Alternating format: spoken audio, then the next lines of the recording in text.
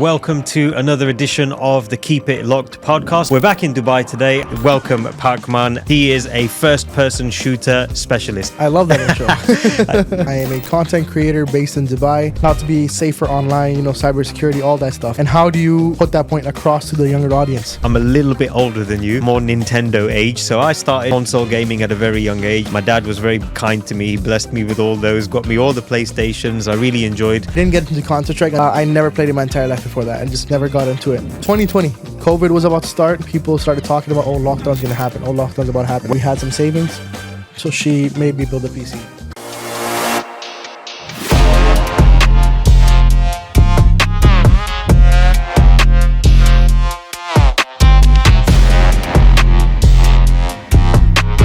Hey guys, and welcome to another edition of the Keep It Locked podcast, where we're bringing you the best in showbiz, media, entertainment, and lifestyle, bringing you awesome guests across the UAE, the UK, and other pockets of the world.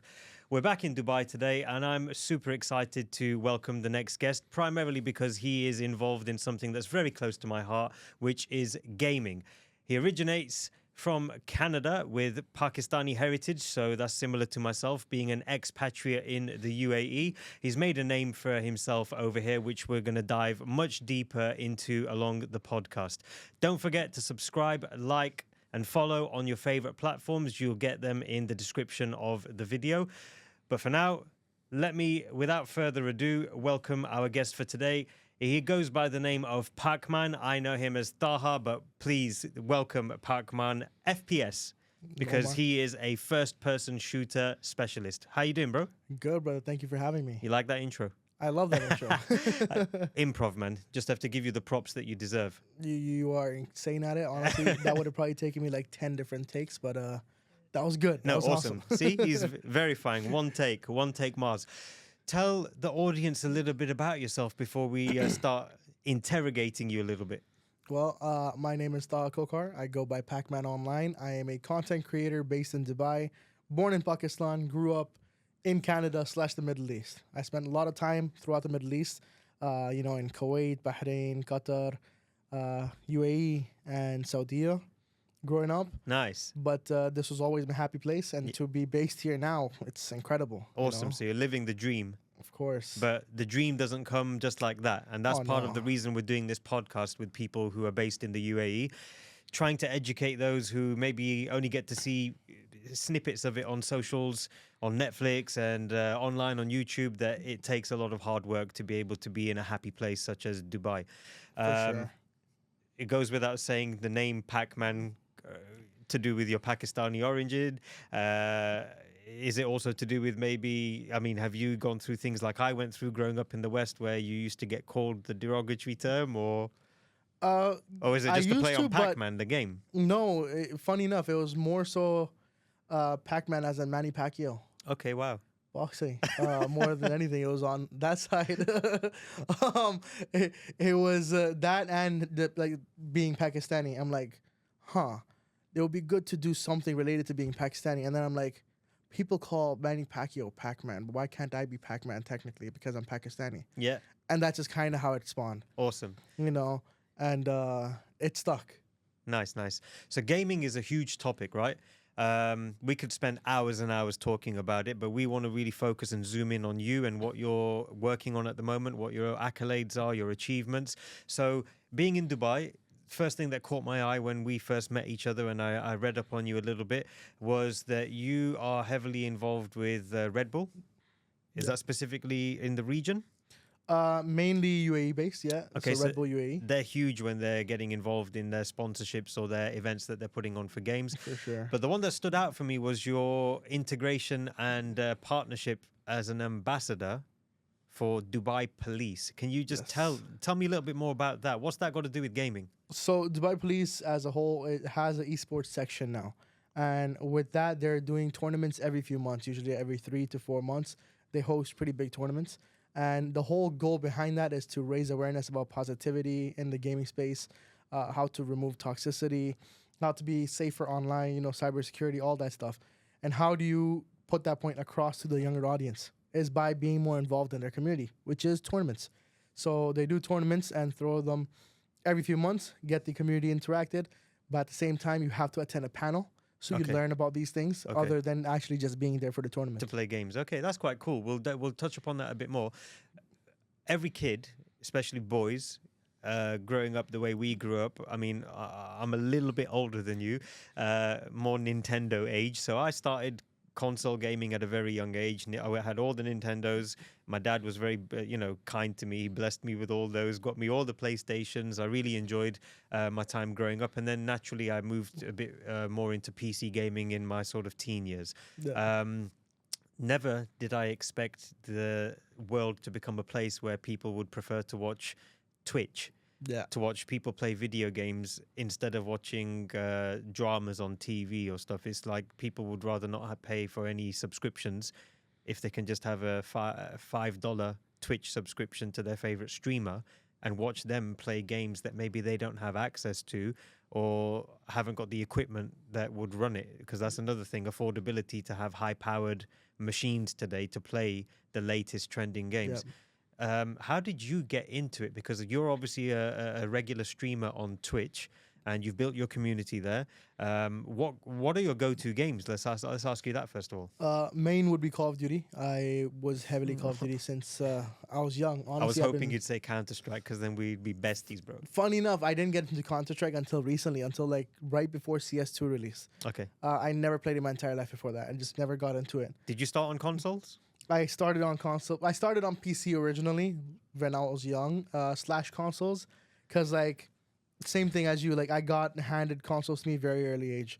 I was fortunate enough to where my grandfather from my mom's side didn't like me as much, but he liked his youngest son, who that uncle is only a couple years older than me. Oh wow. So he would always get the latest consoles handed to him, and him being him, he used to get bored of it pretty quickly. Yeah. And I was like the favorite child when it came to my uncles and aunts. So anything he got bored of came straight to me. So on consoles though, I mean, were you not into just like the usual Tekken and Street Fighter type stuff? Or A little bit. I was more so like Mario, Crash, like those things. Sonic, Need for Speed was a big one growing up. Till this day, even that's like my one game where that and Burnout Paradise when I just want to relax. Yeah. Do you still have consoles? I don't have consoles right now. I had 2 which both got burnt when I moved to Dubai. Yeah. No. I bought a PS5. I think FIFA 23, and then since then I've not actually even played it. Because PC is the meta, as they say now, because you got all the high-powered systems, and they support the games, and they just look better, man. For sure. Bigger graphics cards. The choice of games is better as well. So, when did you actually decide that you wanted to not just play games, but you wanted to dive into becoming a content creator, become a Twitch streamer? What was the light bulb moment for you? Content creation, 2009. So what type of content were you pushing? Commentaries on Call of Duty. So I used to watch these guys back then. I don't know if you know the names, like White Boy 7th Street, X Shaws, T Martin. Those guys were like the OGs when it came to this stuff. Okay. And I used to watch them in 2009, 2010. 50,000 subscribers, 100,000 subscribers. Wow. They were basically nobodies, but at the time they were massive. You know? So I used to look at that and I'm like, I'm playing games all day. I can do this too. And my dad went out and bought me a Dazzle PVR. Okay. Those were like the OG ones with like the red, blue, white cables and stuff. Yeah. And that's when I started recording initially. Okay. Pretty horrible quality. You can probably find some of those videos still till this day on some channel. Okay. And I used to just talk about life or how my day was at school that day. You know, just stupid things. And one thing led to another, and I started growing. Around 2012, I hit my first 100K subscribers. On which platform? On YouTube. Okay. And 100K at the time in 2012 was a very big deal. Very big thing, yeah. And I ended up getting swatted. And as a kid, getting swatted, having that around you, it's not fun. It is not a fun time. Just for those who don't know what the terminology is, just explain what swatted means. It's when someone calls a empty threat and police show up with M4s at your door. It's not a fun Real time. life Counter-Strike, real life COD. Literally. And that made me kind of step away from the industry for a few years. Oh, shit. I disappeared. While I was disappearing, funny enough, the night I hit 100K, I went to bed all happy and everything. And I woke up with my channel being deleted. Someone hacked into my account, took 2-factor authentication off somehow. Change it to their And details. no, he went into my account and deactivated it. So when I contacted YouTube, they're like, we can't do anything because you deactivated it from your side, so we can't do anything. Did you ever If find it out was who did taken it? down, nope, no clue. If it was taken down, they could have like brought it back. But when it gets deactivated, it literally deletes everything. Sounds like a hate crime to me, Yeah. man. So that mixed with the whole swatting issue, I disappeared from the community for a while. Okay. And This is then 2012. This is 2012, 2013-ish. Mhm. And then in 2017, I came back and started gaming again a lot more often. I would only stream once in a blue moon just for my boys who wanted to watch, who were not in the mood to just play. Yeah, because if you don't do it regularly, you're not going to be doing it for Exactly. any business purpose. It was right? more so we were always like, for my personal sake, I was top 100 pretty much every Call of Duty from Modern Warfare 3, the OG one. Which is the all one way that has till- zombies in it originally. World at War, the OG zombies. Yeah, yeah. I was very high up on that too. PlayStation Funny 3, enough, I think. Me and my cousin were the first ones to hit round 100 on their race. Oh, man. That was a long time back. I remember grinding that and then never being able to get past like level 20 or 30, man. It was to the point where I put my screen purposely in a way where I could sit on my bed while I'm playing the game. Yeah. But also, if I need to go to the bathroom, I could be playing from the bathroom while I'm on the toilet. Crazy, man. It was dedication. That is dedication. So then fast forward a little bit. When did you actually start properly reconnecting with your streaming self? 2020. COVID was about to start. Well, COVID had started and it was not serious yet. But then, people started talking about, lockdown's going to happen. Lockdown's about to happen. Where were you at that COVID I was in time? Canada. I was here. I was back in Canada, yeah. Okay. So we heard that, and my wife was like, you know what, you're going to be stuck at home. There's no work going on. Might as well build a PC. We had some savings, so she made me build a PC. I went and built a PC, started streaming the very next day. And till today, I remember, April 26, 2020. You started from zero? 0. Brand new name. That's when Pakman came in. Brand new brand name, brand new everything. I built my PC on 25th, started streaming on 26th. And roughly around November, I was given an ultimatum by my mother saying, you know what, as long as you're under our roof, you need to either find a job and stop wasting your life or get out. And it was just like in a heat of the moment thing. I took it seriously and I left the next day. Next day, I flew across Canada, took my PC in one bag and I took my clothes in another. Told my wife, you stay here, I'm going to go sort something out. Moved across Canada, moved in with my cousin into a room that had everything in it, including like my snacks area, my bed, my setup, everything. And that room was smaller than my current studio. Oh, wow. And from November till April 2021, for 6 months, 6.5 months, funny enough, I got a job as soon as I landed in Calgary. Oh. I just somehow I got a call saying, "Oh, we're hiring. Are you looking to relocate?" I'm like, "Sure. Where?" And he goes, "Calgary." I'm like, "I literally landed in Calgary today." But what was the job? It was a car sales. Okay. So I started working at a car dealership. So for that 6.5 months, I was doing car sales at Infinity. I was working. I was doing streaming every single day, no days off, 7 days a week. Oh, nice. I was making content every single day, 7 days a week. I joined cybersecurity classes online, so I was doing that at college. And 6.5 months, I lasted about 3.5 hours of sleep, roughly, for 6 months straight. So I just want to touch upon that because that's what I'm trying to get across is that you busted your balls for a lengthy period of time. 2020 is now 5 years ago. So let's take away 2025. Let's say for 4 years, you had to continue the grind to reach whatever you've reached today. I mean, that's the thing. When it comes to streaming, too, like, not many people know. They see the successes, they see the numbers and everything. That, oh, you got lucky. And yes, luck has a little bit to do with it, but luck doesn't come to those who don't actually put in the work either. I've got a similar story at a similar time because at COVID time, I decided to leave. I was living here and I decided to go back to the UK just to be closer to family because it was uncertain times. Yeah. And also because of the entertainment work that I do, that was obviously going to take a hit during lockdowns because I primarily also DJ at weddings and events. All of those were cancelled as well. So I decided to also get a secondary source of income. And I figured I'm gaming every day now because I'm locked down at home. I decided to go down the Twitch route. I've still got the channel, but I haven't streamed for 2.5, 3 years. Mine was more, I guess, panic mode / I was a bit, I guess looking back on it now, I can say it was maybe mildly related to depression due to the uncertainty and having just literally had a great 2 years in Dubai Yeah. and having to then come straight back to the UK. Yeah, man, no game that you would have enjoyed, but GTA 5 role playing was quite a big thing at the time. I tried getting into it. It's not something I could have I done. kept getting kicked from servers because I kept breaking character because it was just too funny not to do it, you know. But then, yeah, CS, I streamed CS a little bit, so that's the similar thing to you. But I didn't put half the amount of work as you did. But I started seeing the light because you get your first 50 subscribers on Twitch, For sure. and then you've got the first milestone, and then you're thinking, oh, now I've got the next hurdle to become Twitch partner, which is, I don't know, I forgot what the number is. It's like 75 average viewers. Consistently. Yeah, but funny enough, I never hit it. I got partnered as an invite through Twitch. Oh, I was invited on. I never applied. how'd you do that? I need the fast track as well, man. The biggest thing is something people don't know. Many people don't know is I streamed for 4 years without a single day off. No days off for 4 years. So is it similar to like the algorithm of Twitch then? No, it was more so they saw me putting in work. They saw that at some point it's bound to happen. And so it's very selective. It very rarely happens, but they were like, you know what? We believe in you. We believe you're going to succeed. And we see the quality. My streams were some of the highest quality at the time on all of Twitch. Like there's a lot of bigger streamers, but the production quality was nowhere close.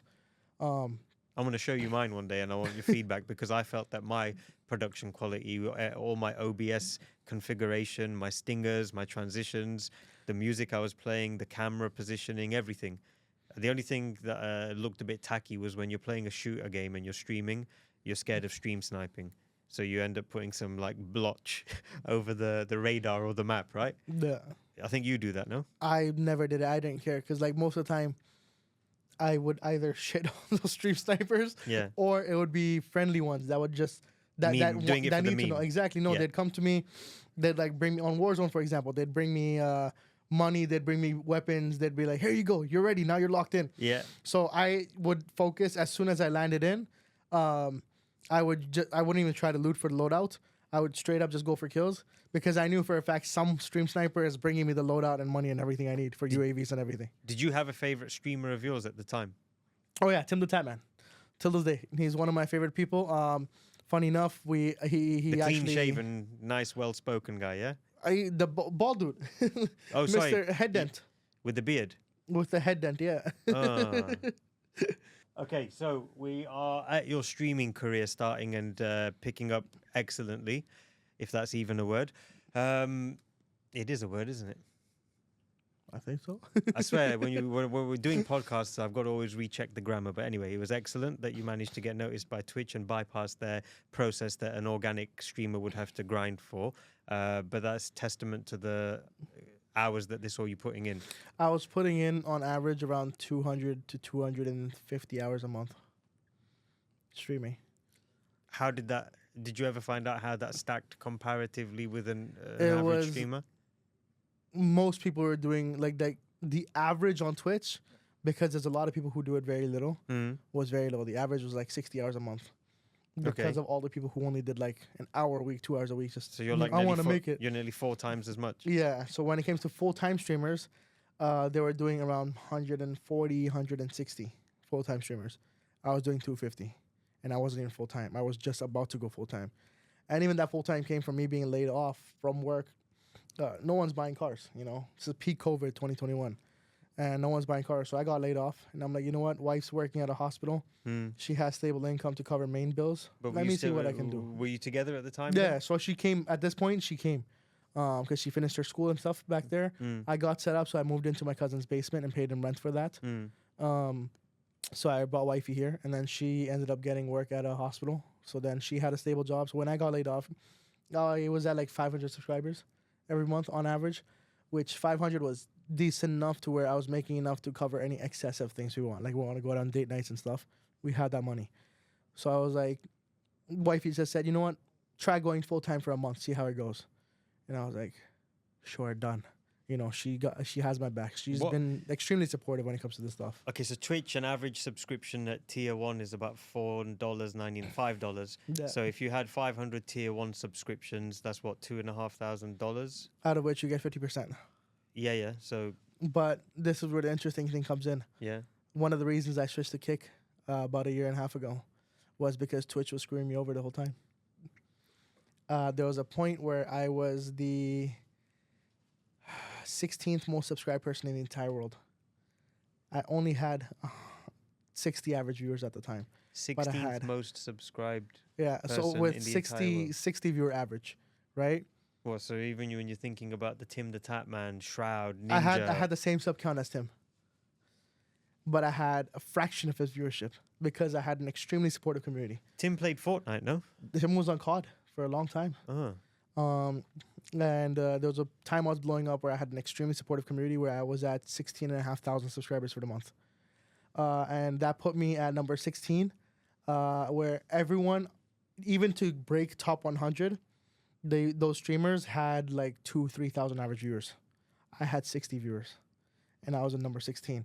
Anywhere in that top 20, like even number 20, for example, had like 10,000 average viewers. I was at 60. Because of the amount of Community. subscriptions you Yeah, had. because of the community. The community I had was extremely supportive. Did you check the demographic of your subscribers? Where were they from? All over. And then the thing is, a lot of it was gifted subscriptions. That's the thing. I had a very, very strong community when it came to gifted subscriptions. But that's where I realized things started being iffy. I didn't pay attention because, alhamdulillah, I was making good money at the time, so I didn't care. Just it was all going through PayPal. Exactly. And I'm like, it's fine, it's fine, it's fine. And then when things started going downhill during Warzone 2 because no one wanted to watch, world started becoming normal again. Yeah. There's people going back to work, so not everyone is really spending on supporting their favorite streamers anymore. And that's where things started going lower and lower and lower and lower. And then I realized when I actually did the math, I was scammed out by Twitch by almost $100,000. To where the 2.5 that I was supposed to get paid, I was not getting paid. The average price per sub that I was paid to me worked out to be about 85 cents per sub, not 2.5. And what was the reason that you were given? I tried reaching out, I tried opening cases, and every time we cannot answer, and they close the case. It's hard when cannot the do anything. company's owned by Amazon, right? You can't chase it. I tried a lot. I And remember then- filling out a load of tax documents for them. a lot of things. But the thing is, so one of the things I found out that was the fees they do for every single thing come out of your cut. They take their 50 and then they take the fees from your cut, number one. But what kind of fees are you taking to where my cut goes from $2.50 down to 85 cents per sub? For gamers, you're on a platform called Twitch, because there might be some people who don't know. It's like YouTube for gamers, basically, right? So it's all live streams. Your avenues and channels of monetization. First thing is you subscribe to the streamer. That gets some funding to the streamer. But did you not have any sponsorships or anything like that I as well, did. which were your own? I did. So like I've worked with some of the biggest brands personally. Like I've worked with MSI, Microsoft, Intel. So what was the nature there? Were they just giving you merch to use and test and No, promote? Or it was paid sponsorships to where I was promoting their items, tournaments, things of that sort. Yeah? Very typical sponsorship, mainly for TikTok, not for Twitch. Okay. A lot of these come for my TikTok following, not for the Twitch side. So- Twitch, when it comes to these things, the only way you get good sponsorships is if you are averaging like 300-400 plus viewers. Otherwise, it's not greatest when it comes to that stuff. Do you watch any Twitch streamers religiously today, or? At the moment, no. I've just been like since the last year that I moved out here, it's just been a grind to make sure things work out. You leave your life behind halfway across the world. You come all the way down here. So it's been a lot of it just trying to prove people wrong. Because when I came here, everyone was like, "Oh, you're making a mistake. You're doing this. You're doing that. Oh, you're not going to succeed." I was literally told by some people I looked up to, like, "Oh, you're making a stupid decision. You're an idiot, and this is not going to work out. Your And they- following is all international. You're not going to go anywhere." And now those same people apologize to me, like, "Hey, my bad." Yeah, because now you've come here. You're the only ambassador, I believe, for gaming in collaboration with Dubai Police. Yeah. Man, you're doing some good stuff. So today, what's the status of your Twitch streaming and your channel? Are you still hitting it regularly, or? Not as much. I was for a while, but right now the viewership is down when it comes to streaming. My biggest one is TikTok. So I focus on TikTok Live, Twitch is just kind of there in the background for like the loyals that want to watch. So TikTok Live, are you running that the same way where they can just watch whatever you would be putting out on? So you're just literally going I didn't even know there's TikTok Live for gamers, man. Yeah, That you is- can watch me on TikTok Live. It's everything is streamed. Instead, it's like a zoomed in version of the gameplay and my camera on top. Okay. The same way I will post clips. Okay. Vertical format, yeah. Pretty much, yeah. And you can watch me there, and like that's at a point where viewership is up in that sense. Like I'm averaging anywhere from 80 to 190,000 unique viewers every month just on lives alone. So across your socials, I remember I think you say you've got 1.5 million following across your socials. How's that split in your? I have about 1.35 on TikTok, 1.37 ish. I have 68,000 on Twitch, 25,000 on YouTube. I never focused on YouTube until now. I have new content coming out. What'd you post on YouTube? It was gaming, but it never went anywhere, so I didn't put too much effort into it. The type of content that I see gamers putting out is either strategies or cool, like what they call Easter eggs. That, and the thing is with YouTube, a lot of the successful content was setup content, stage things. So even the things I was doing, the staged ones outperformed the non-staged ones. And that's where my ego kind of plays a role, is I cannot bring myself to stage things. It needs to be authentic. It needs to be authentic. So if I staged it, I probably would have been at a couple million on YouTube too. If I just staged all my content, and, got over the top reactions like some of these guys are setting up. But I like my content to show not only who I am exactly, as well as genuine reactions from people, because then when they come to their streams, you'll see these guys are averaging millions and millions of views on YouTube, yet their stream has 5 viewers. Why? It's because no one wants to watch them. None of it's actually happening when they're playing. It's just them raging the whole time. Yeah. What's the point? Whereas you watch mine and it's the same stupid things I'm doing on video, I'm doing on live. Do you feel that some people have made it big in the streaming arena where you actually don't see much gaming talent in the individual? I'm not asking you to name anybody, but I feel that there's a load of people who are really doing well as Twitch streamers, but they don't necessarily have to be great at the game that they're streaming. It's just because of their personality or something like that. I mean, this is a tough question to answer, but I believe anyone in the gaming scene can kind of Find their niche. They can understand it from my facial expressions right now of what niches there are on Twitch, where you don't really need to necessarily have the right talent. But the right assets. Exactly. Yeah, okay. Read between the lines, guys. Read between the lines. You'll get success. That's all it is. I mean, we've seen it happen, and people say, "Oh no, that's not how it works." Blah blah blah. But Bro, we've seen it Twitch firsthand. doesn't only have gamers on there. There's like a whole just chatting category where people just sit there and debate worldly affairs. So some of those guys are actually decent. Like I think Kai Cenat, for example. Kai Cenat, Hassanabi. Hassanabi, exactly. Hassanabi, I think, is He's covered a the news Palestinian guy. stuff. He's great at yeah, that stuff. he's done great. And then there's people like Kai Cenat who, you're not watching a stream. It's a whole planned out show every stream. It's not just basic, just chatting where it's like, you go on, he watches a couple videos. No, it's like, there's a whole script behind every stream. But there's a whole people who watch someone like Kai Cenat, and then there's a whole... It's because there's so many... There's something for everyone in this world. XQC. Like that guy, he's had some like dramatic stories and banned from Twitch and come back on Twitch, banned again. It's just like, yeah... Guys, that's more something for people who are familiar with the names that we're talking about. These are popular streamers in the gaming arena. Okay, so we know what you're doing now. We know how you've got there. We know what it is your current state of affairs is. But then when you decided to then come to Dubai, link up with the Dubai police, I had it in my notes, which I'm just looking at over here. How can law enforcement... or how is law enforcement here working with someone like you to do the things that you mentioned that you're doing? Like, how are you raising awareness on cyberbullying? How are you, are you targeting just the actual gamers or the young audience who are just maybe getting into gaming, like your pre-teens or early teens? Or are you targeting parents? Is it a mixture of everything? What is it? Our target audience is a little bit of everyone. It's not just about the kids playing games, it's about parents as well that are playing games. There's a lot of like me, people, adults like our ages that are still playing video games that grew up on it, right? We're at the time in our life where, the average age for gamers is like 18, 19 now, whereas back in the day it was like 10, 12, Now it's like 19, 21, 23. Um, and that's where everyone can be targeted in some way. Yes, our goal with this is raising awareness for cybersecurity, cyberbullying, all that stuff. Dubai Police actually goes above and beyond to where they have portals online where if you are getting cyberbullied, you can take screenshot, send it to them, and they will follow up on it. Because it's something no one should have to go through. Gaming is like supposed to be a safe space, and yes, there's a difference. There's a fine line between, friendly banter and cyberbullying. You just need to figure out what that is and where your like boundary is. Are you able to share an example of something that you might have seen or heard of that constitutes cyberbullying in the gaming space? Personally, like main cyberbullying that I've experienced is hate comments, But as a creator, we kind of learn early on to ignore it. It doesn't really mean anything. If I ever let any of those get to me, I would not be here today. You have to have a very thick skin when you bring a creator.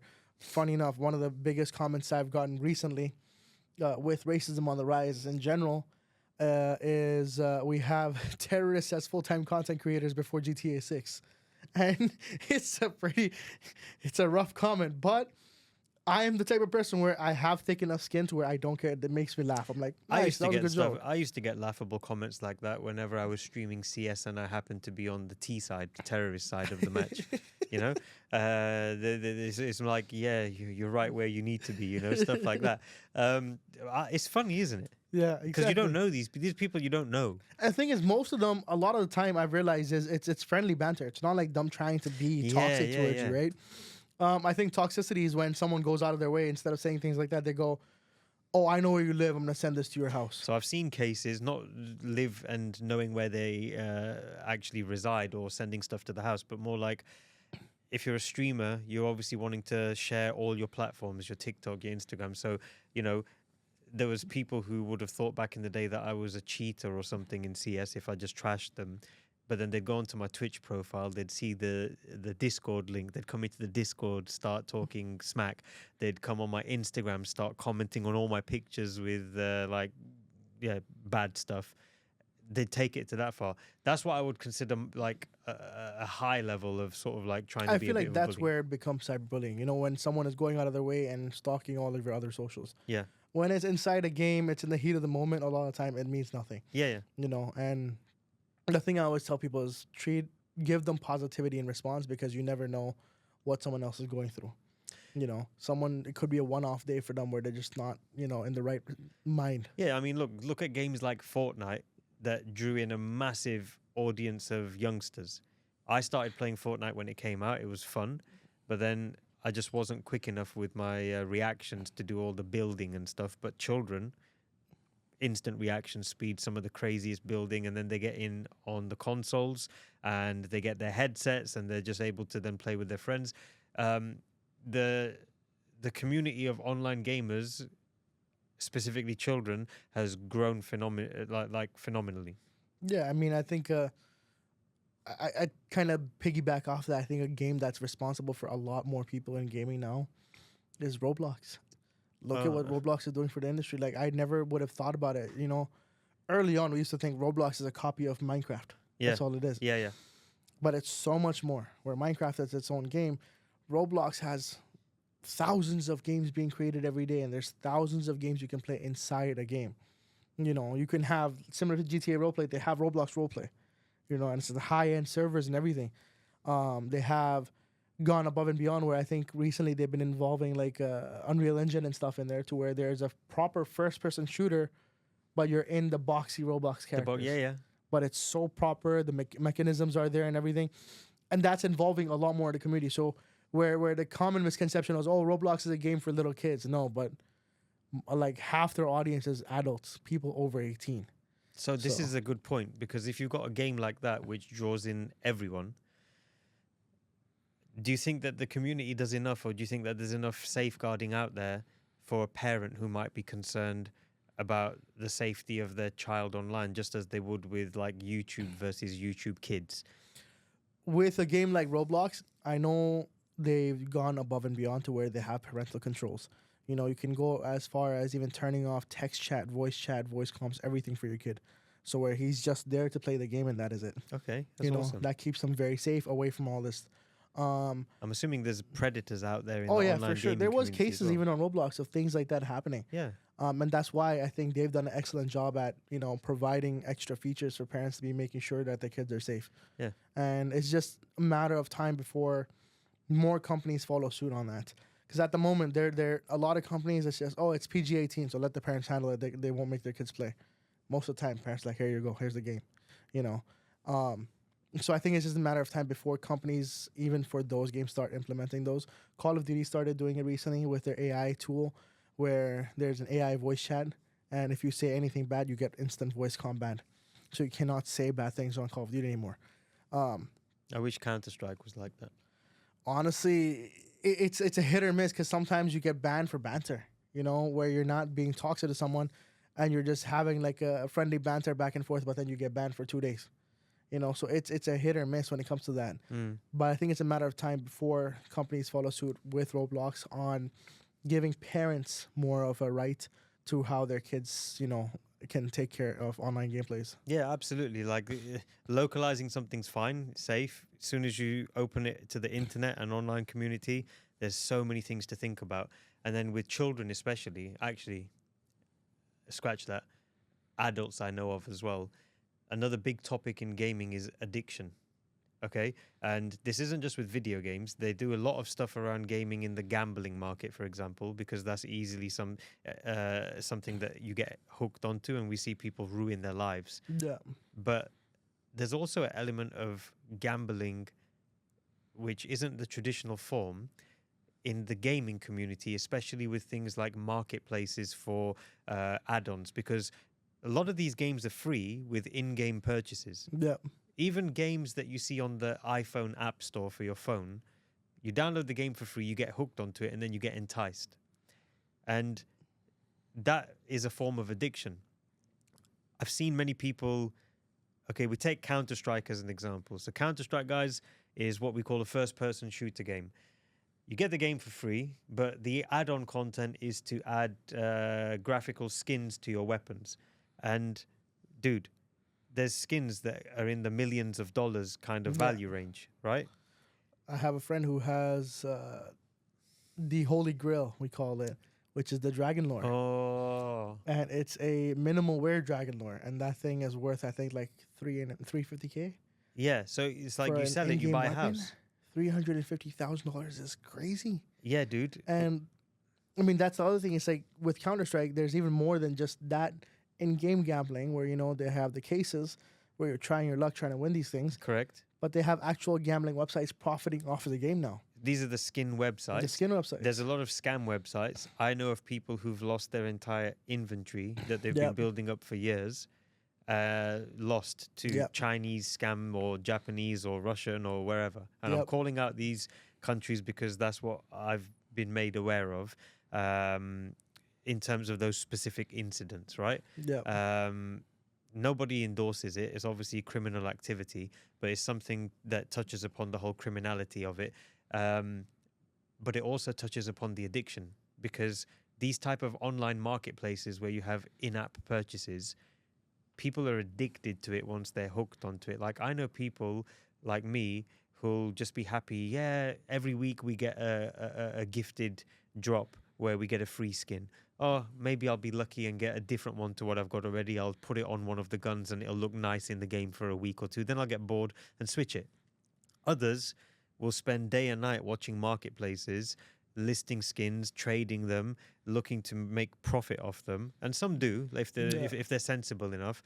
But that's an addictive habit, right? It is. It is.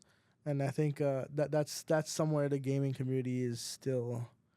I think it has to do a lot with self-control. You can't say, because I thought you were about to say that the gaming community is failing, but it's really hard to fail on something which is as intricate as that, because it's down to really, really, really, really like personal preferences. Exactly. It's down to self-control. Is how much control do you have? Like if I had a bank account with like $1 million in it, it's nothing for me to be spending a couple of thousand on a rare item in the electronic marketplace. But isn't it just crazy that pixels on a screen can cost that much?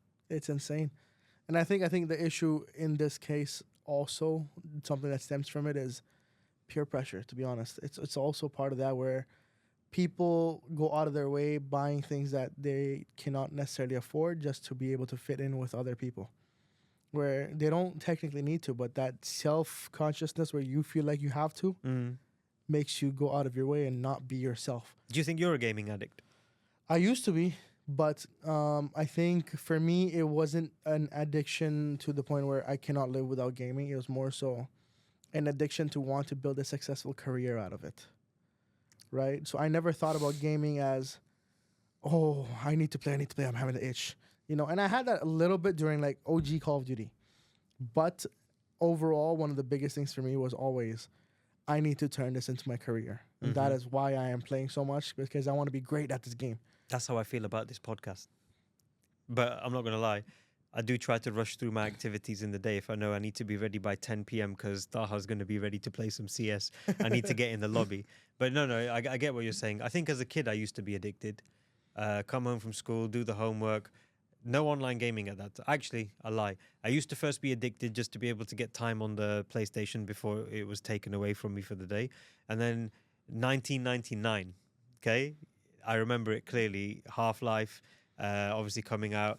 And then imagine, bro, 56k internet modem and just being able to dial up and have the first version of Counter-Strike, online gaming. I was addicted because it was such a new thing in the world. That's like if TikTok came out tomorrow and everyone was jumping on it. Exactly. Yeah, you'd want to get on the hype. Similar thing for Call of Duty when Call of Duty first came out with like their proper kill streaks. Yeah. World at War. Yeah. Things where you could have like, or not even World at War, let's go Modern Warfare 2, the OG one, where you finally got to select a bunch of kill streaks instead of the typical, 3 that come in the game. That gained a lot of traction. That was part of where my initial addiction came in. Like, I was itching to get home and play. But at the time, I was just a kid, right?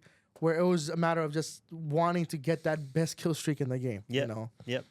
So I'm kind of like out of that now. I think now it's more about being able to just, it's not addiction, but I do everything I can to just build that free time in the evening to be able to get an hour or two. Oh, yeah, just to relax. Just to get away. Because at the end of the day, it's not nostalgia, I'd say. It's more so just something that's familiar. In a world of a lot of unfamiliars, it's the one thing that's always been the same. Do you think mental health or people who are in a weird sort of place, do you think they can unintentionally end up becoming addicted to games if they're stuck at home all the time? And no, I don't think so. I think addiction is a personality trait more than anything. And I think anything can cause addiction if it's, if you're taking too much of it in. Has your mental health ever taken a dip because of the work that you're trying to do? Oh, yeah. I mean, sometimes it gets too much, putting in all this effort, seeing a video fail, or gaming for an hours on end just to hit a certain spot and not hitting it. Yeah, I mean, it does affect you where you're like, I worked my ass off to go top 10 in the world, but shit, I made 15. And now it seems impossible to get up to there. I'm too tired. How do you deal with it? How do you keep your mental health in check when you don't hit a gaming milestone or a content creation milestone? I mean, for me, last 8 years of my life, it's been my wife. Whenever I am a little bit getting out of it and I need to be grounded, I go to her. That is my calm down space. That's where, you know what? Step away, come back to real life a little bit, go to her. And that's been a very healthy thing. Before her, it was always my parents, is just go relax with them, remember what life is, see my little brother. Allah bless them all, man. So, how long you been married? 8 years. Yeah, decent, man. So it's good that you find someone who can support such a career choice, because the times that you have to be active, they're not really sociable for the most part. Oh yeah, right? for sure. I mean, even for the last, now I have a lot more time on my hands to where I have a career where I don't need to be on my PC at all times. But there was a point where for 2.5 years almost, where I would spend 8 to 10 hours every day streaming 7 days a week. And then I would get off and have work on content. And then once I'm done making the content, Then I have to go and do something else to figure out next day's content, what I'm going to be trying to aim for tomorrow on stream. And it was a consistent, for 2.5 years, I think my work day was about 16 and a half hours a day, 17 hours a day. I'm used to that, man. Most people don't see that though. Do the 9 to 5 and then events that go off till 3, 4 o'clock in the morning, home at 8 o'clock in the morning. Yeah. It's normal, man. But look, like some people use gaming as a hobby or a form of escapism. Yeah. Relaxation. Let's just say it's a bit of R&R. Because you've made it a source of income or a primary sort of career path, do you now no longer have the opportunity to get that benefit from gaming, the escapism, the relaxation part? Because every time you're doing it, I'm assuming it's like still going to benefit you from the work perspective. So have you lost the ability to have that benefit from gaming? I'd say yes for quite a while. And when I started going towards the more relaxed side recently, that has affected my numbers. So I have learned that I can either be relaxed and having fun with the boys, but then that's going to affect my viewership, or I can focus on viewership and then sacrifice time on the side just so I can get games in with the boys. It's a tough thing to do. So we played recently a bit of Counter-Strike. My first experience with you, was that with the boys or was that? That was with the boys, but that was me trying to still have that switch of content on in my brain. Okay. Where I was thinking, okay, if I need to work this route, how do I still make it entertaining? And that's where you saw us trolling each other. You saw us blocking each other on doors, purposely getting the other one killed. You saw us like ding each other in the head. I'm just so not we can even get going to the lie other to guy's you. I gun. was so focused on this game. And when I saw people shooting each other in our own team and trolling. The thing is, you weren't even in the chat, so you have no idea what's going on. Yeah, so I didn't know what was going on. Now it makes sense. We're just messing around. I thought you were fighting with each other and arguing, and then you must have said something that just like annoyed one of them, and then he's like, "Nah, screw this, shoot you." Nope, it was more so, I like your gun, give me it. Doom. That's all it was. It was like, I like your gun. It would be a shame if you got blocked and killed by someone else. Have you ever done a charity stream? I have. We actually raised $5,500 for children in Afghanistan a couple years back. And that was when a lot of things were going on. And I was like, you know what? I want to put something on. And I aimed for 2,500. We ended up hitting 5,500 in a matter of 4 hours. MashaAllah, well done. But that was like the last one I've done. I haven't done anything recently, but inshallah. Maybe we'll do something together, bro. For sure. I think this Ramadan, I want to do something. Because I was going to move on to how we raise awareness about stuff. We mentioned Hassan Abi, reporting on Twitch and keeping everyone in the loop on both sides of the story with conflict in the Middle East. Yeah. There's lots of people doing it. You can skimp through the people who are doing like face painting and stuff like that. And there's actually some real authentic content on these platforms, in real time. You got YouTube Live, you got everything, but Twitch is got its own audience. It's a different audience, and I'd say it's a more loyal audience when it comes to live viewership. So do you see gaming has the potential to naturally play a positive role for raising awareness in socio-economical or political events that may be taking place in the world? I think so. If you've got a fan, it's like if you've got a fan base, they're ready to listen to you, right? I think so, because at the end of the day, like, you build loyal connections with people, and people are a lot more likely to actually listen to you over traditional media. So you have a platform that you can use for good. I saw people do. I did it myself. Like, I had a lot of people when the conflict recently took off last year. Yeah. I was very vocal about it, especially considering I had lost a friend in that conflict. So I was always vocal about it, and I talked a lot about it, and people were on the opposite side of it for quite a while until they started understanding the deeper meanings behind things that were happening. They wouldn't listen to media, but they sat there listening to me of why I was against it, the things I knew, the things we grew up hearing, all that stuff. And they became part of our side because of it, because they finally learned people and were willing to listen. Yeah. People buy into realism as well, man. Exactly. So people were willing to listen, whereas any other platform, they'd be like, yeah, he's just, this is propaganda, this is bullshit. So you didn't get censored or anything? No. Not on there. On TikTok, yeah. I took a hit. It's just crazy, man. I think censorship's a big thing, but I took a hit on Instagram too, man. Like, my stories went from 1,500 views per story down to 250. So unfortunately, AI isn't going to assist that in any way. It's going to Oh, yeah, probably for reinforce sure. it. So with AI, you mentioned a little while ago GTA 6. So whenever someone says GTA, they already know Grand Theft Auto. I've heard, and I don't know how true it is, but I've heard that in GTA 6, we might end up seeing AI embedded within the programming of the NPCs in the game. How do you think that would play out? I think it'll be amazing because I heard that too, and I heard it's for the storyline where, technically speaking, there could be 50 different endings to the game because of the way you play through it. So are the NPCs going to be sentient? Is That there going to would be an interesting. argument? That would be interesting, and I could see that happening because like there is a horror game right now you could play which has AI into it, and basically you can talk to the demon. What's that?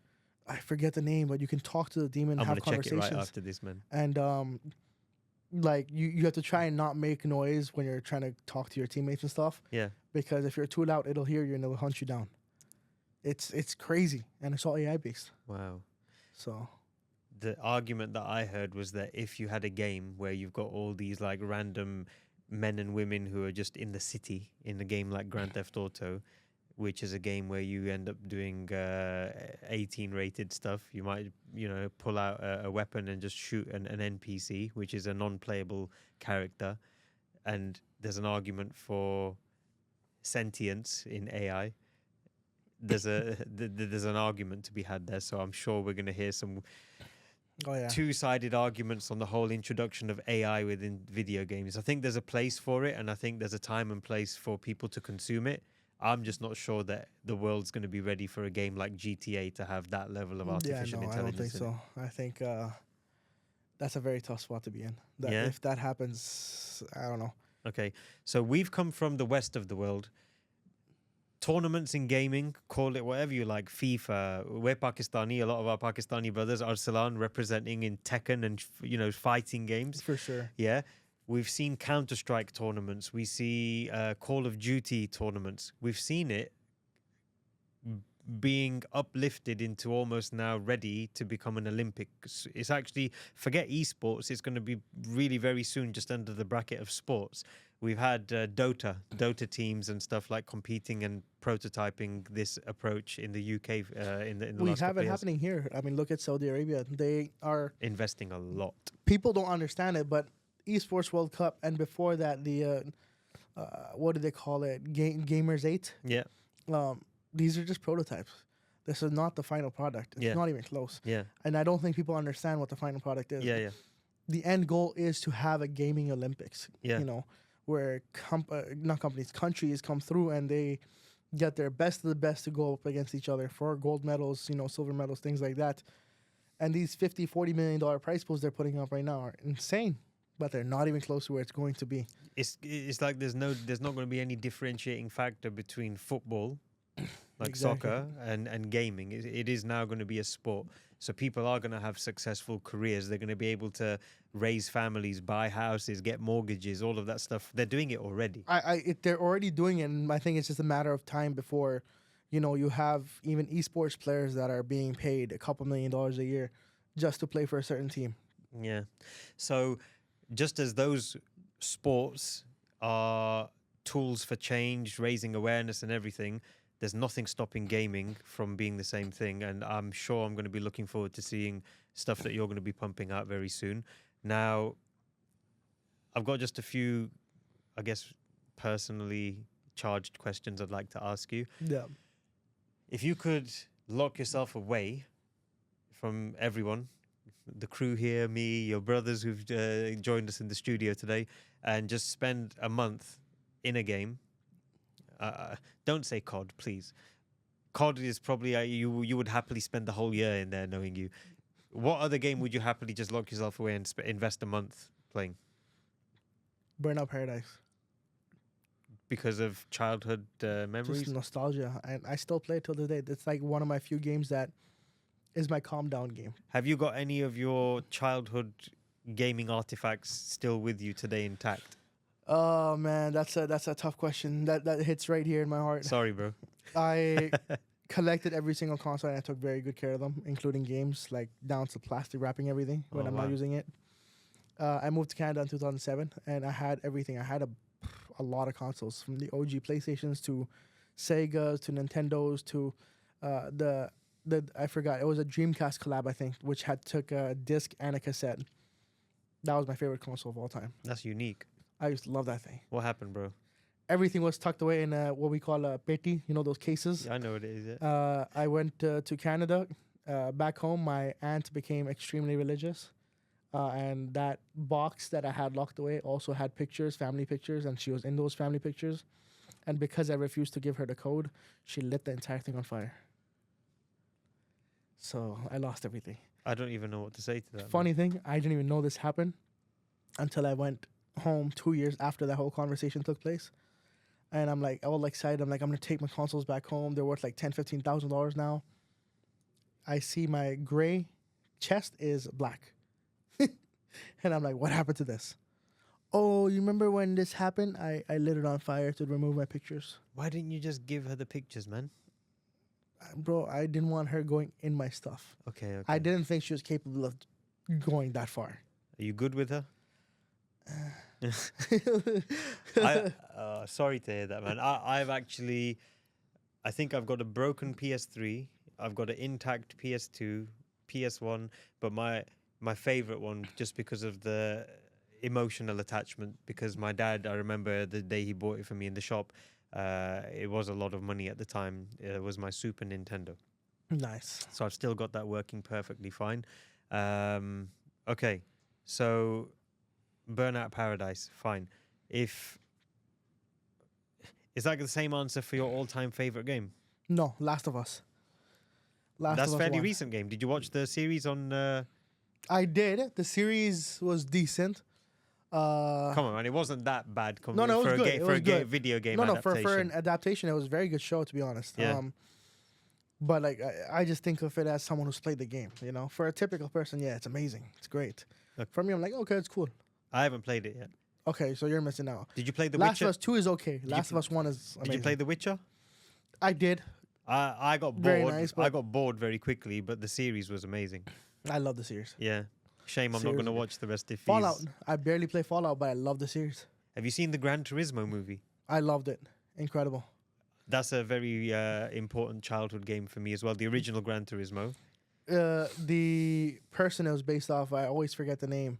The racer was someone I watched growing up. So that was like why the movie to me was incredible. Awesome. Video game adaptations in film is also a way that I see that the gaming industry is just leading to positivity and future business and everything. Like, it's just crazy. Now, you're a streamer. You've mentioned sponsorships and, paid elements to your work from common brands that are very popular out in the scene.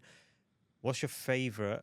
What's one piece of gear? So for me, and for you guys, gamers will have a headset, a microphone. You know, not all on one device separately.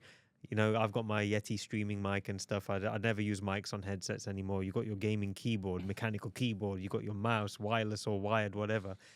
Talk to me, bro. Go on. Easy. Headphones. Which ones? So I currently use IEMs. So they're in-ear monitors, not regular in-ear headphones. They're monitors, things that, you as music a DJ would know. producers, yeah. Music producers, DJs, all of you guys use on stages and stuff. Yeah. That has been the best choice I've ever made. So I've gone through Logitech headsets. I've gone through Razer headsets. They're great. Can I tell you what I play on at the moment? Huh. My iPhone earphones. Honestly, not a bad choice. I'm hearing all the steps and everything that I need to hear. It's all good. The thing is, it's all like actually in your ear, right? Yeah. The over ear, it kind of dumbs it down because it's one thing all over the top, right? Whereas with the IEMs, it's 6 different things inside your ear, right? So that makes a big difference. I might try them, man. Oh, they're You amazing. can recommend it afterwards. I got you. Bro, there's so much we're going to be able to do in the region. I'm looking forward if we can mix your gaming expertise, For my sure. events, and also gaming passion. I'm sure we can do something in the region. I'm looking forward to it. I'm so honored to have met you. I'm even more honored to have had you on the Keep It Locked podcast. You are obviously very dear to me to be in the first series and to have taken time out of your busy schedule. Ladies and gents, we've kept it locked today with Taha Pakman FPS. You're going to see all of his socials in the description of this podcast. Please don't forget to like, subscribe, and follow on your favorite platform. Until next time, keep it locked. So guys, that's been another fantastic episode of the Keep It Locked podcast. I really am passionate about keeping this going. So please, please, please do not forget to like, subscribe, and follow on your favorite platform. Links in the description. Please do check them out. If you'd like to eventually be on the podcast with me one day, absolutely a possibility. Please reach out to us. The email is also in the description. Until then, guys, keep it locked.